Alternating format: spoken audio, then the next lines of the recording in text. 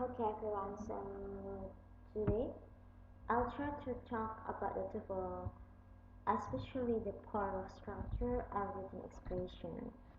Okay, because I really want my viewers can understand well about the TOEFL explanations. Maybe I will use the Indonesia, bahasa Indonesia. Okay. Oke, jadi ada beberapa sebenarnya grammar yang emang harus dikuasai sebelum mengerjakan TOEFL test.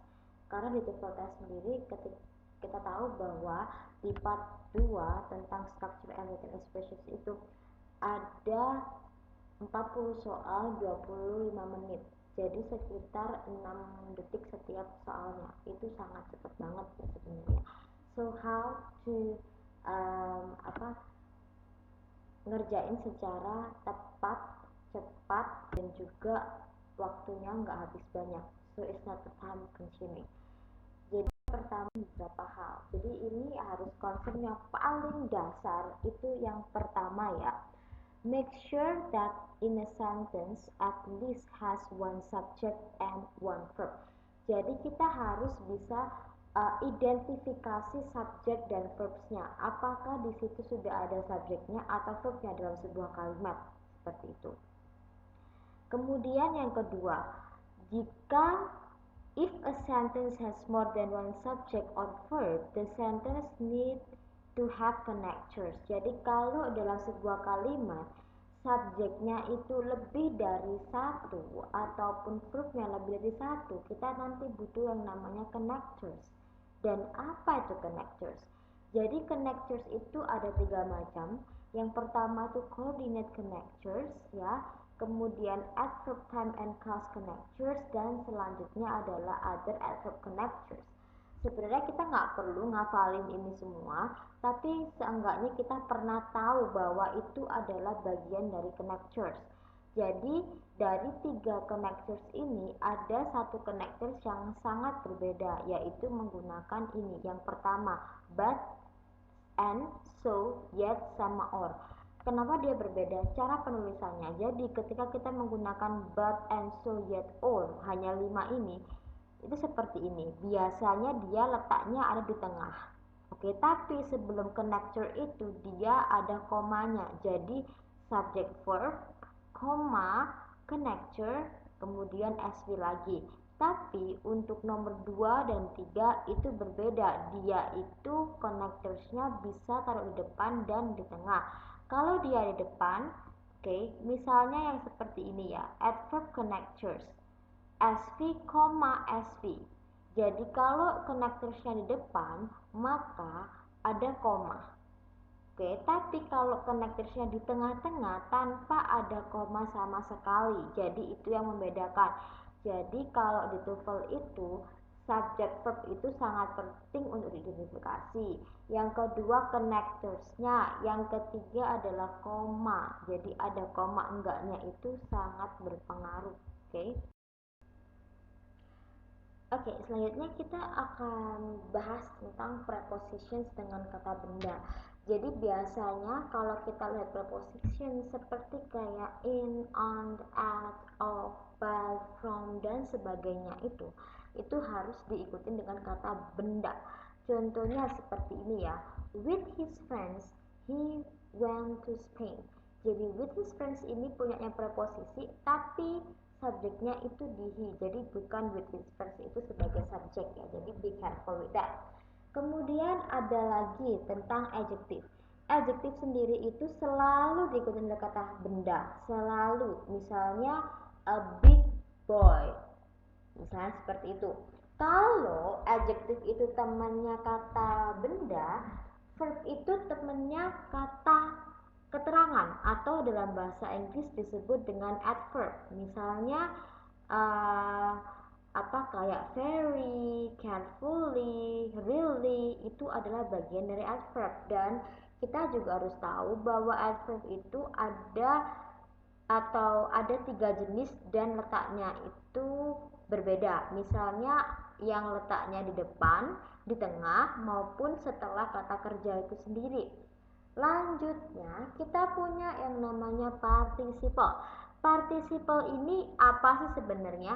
Participle itu sebenarnya penggunaan verb, yaitu verb ing dan verb 3 yang fungsinya akan menjadi adjective. Jadi fungsinya bukan lagi sebagai kata kerja tapi sebagai adjective. Dan kita dalam bahasa Inggris itu ada dua participle. Yang pertama adalah present participle, yang kedua adalah past participle. Untuk present participle sendiri, kita itu menggunakan verb ing, oke, yang artinya adalah doing something, melakukan sesuatu. Tapi kalau yang past participle itu verb 3, yaitu artinya adalah get the action atau dilakukan. Contohnya seperti kata she standing next to me is my best friend. Jadi penggunaan standing di situ itu adalah present participle yang berarti dia yang berdiri di sebelahku adalah teman baikku. Gitu ya. Jadi sometimes kalau misalnya kita identifikasi SV itu kan yang terpenting ya, itu jangan sampai keliru kalau kamu nemu atau kita nemu standing langsung atau verb ing langsung, verb itu kita anggapnya bukan verbnya ya, tapi sebagai participle. Jadi kalau kita lihat she standing next to me is my best friend, she-nya adalah subjeknya, standing itu bukan verbnya adalah is-nya. Kayak gitu. Kalau kita menggunakan past participle seperti apa? Contohnya adalah the book stolen is not mine. The book subjeknya, stolen past participle-nya is sebagai to be-nya. Oke. Lanjut kita juga harus bisa identifikasi namanya adalah noun clause noun clause ya. Noun clause ini bisa sebagai subjek atau sebagai objek. Jadi kalau noun clause sendiri sebenarnya gampang banget cara kita notisnya, yaitu dengan gini ya. Kalau nemu kata 6 ini seperti who, whoever, what, whatever, whichever, itu kalau diikutin langsung oleh verb itu adalah noun clause-nya. Jadi sangat gampang banget. Jadi misalnya what-nya di tengah kemudian langsung verb, berarti di situ noun clause sebagai objek. Tapi kalau what terus ada verb di depan itu berarti sebagai subjek gitu doang. Oke?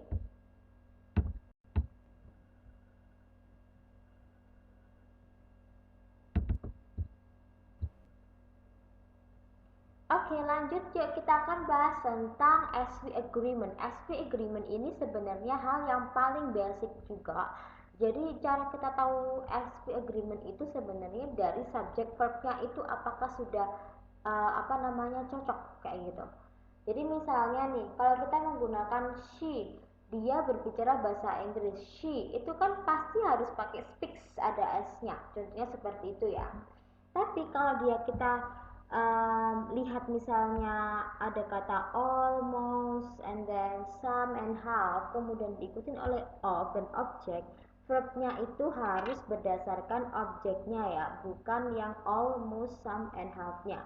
Jadi kalau objeknya di sini banyak, maka verbnya juga harus are. Misalnya kalau objeknya satu, maka juga harus pakai is kayak gitu ya.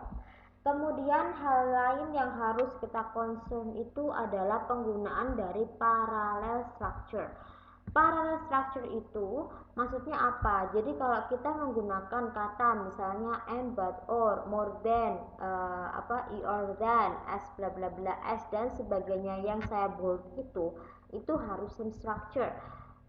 Maksud dari same structure itu begini, kalau misalnya awalnya pakai verb ing, maka selanjutnya setelah and, but, or-nya juga harus pakai verb ing. Kalau dia kata benda, harus sama dengan kata benda. Jadi itu adalah yang dimaksud dengan same structure. Lanjutnya kita akan membahas tentang passive form ya. Passive form itu kalau dalam bahasa Inggris itu gampangannya kita itu mengingatnya dengan cara pasif itu sama dengan to be dengan verb 3. Oke, jadi kalau kita menggunakan model misalnya seperti kayak will, should, sama can, itu to be-nya pakai kata be. Jadi kita nulisnya ya be, can be, should be, will be dengan verb 3. Namun kalau kita menggunakan have, has, had itu harus pakai been. Been verb 3. Jadi kayak have been verb 3, has been verb 3 dan had been verb 3. And then kita akan move ke modal dengan verb 1. Jadi kalau misalnya kita mau bilang aku bisa, aku akan, itu pakainya ya misalnya I will verb 1. Oke. Should verb 1, can verb 1. Tidak boleh menggunakan verb ing dan sebagainya. Oke.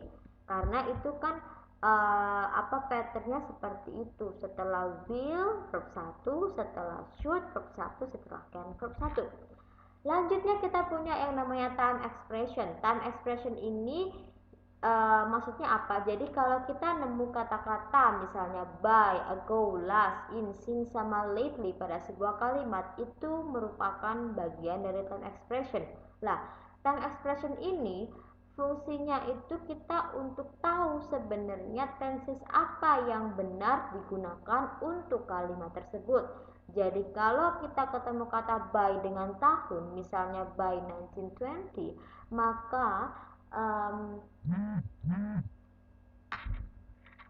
maka tenses yang harus kita pakai itu adalah past perfect, yakni had with the verb 3.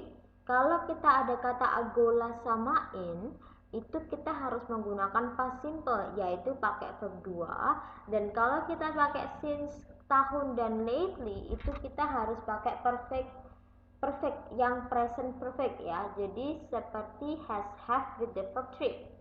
Lalu kita juga harus bisa nih identifikasi apa itu countable dan uncountable noun. Jadi kalau countable noun itu biasanya depannya itu pakai kata many, number, few, dan fewer. Tapi bedanya kalau uncountable biasanya menggunakan much, amount, little, dan juga less.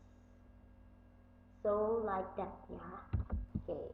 Lanjut, kita juga harus bisa identifikasi yang namanya irregular nouns. Jadi gini, kan ada nih yang namanya kata benda yang bisa dihitung. Kalau kita bilangnya banyak, itu kan harus ada S-nya. Misalnya books, mobile phones, begitu ya. Tapi ada juga yang dia itu bisa dihitung, namun dia tidak boleh tambahin S.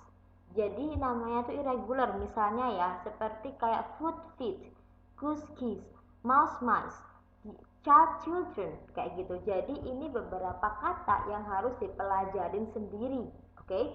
Lanjutnya, kalau kita nemu kata linking verbs ya. Linking verbs itu adalah sebuah kata seperti appear, to be, become, feel, look, prove, sing, smell, taste. Itu bisa langsung diikutin oleh adjective atau adverb adjective. Oke, for instance, contohnya I feel happy, gitu ya. Kemudian kita harus juga identifikasi kalau ada yang namanya adjective dengan ly.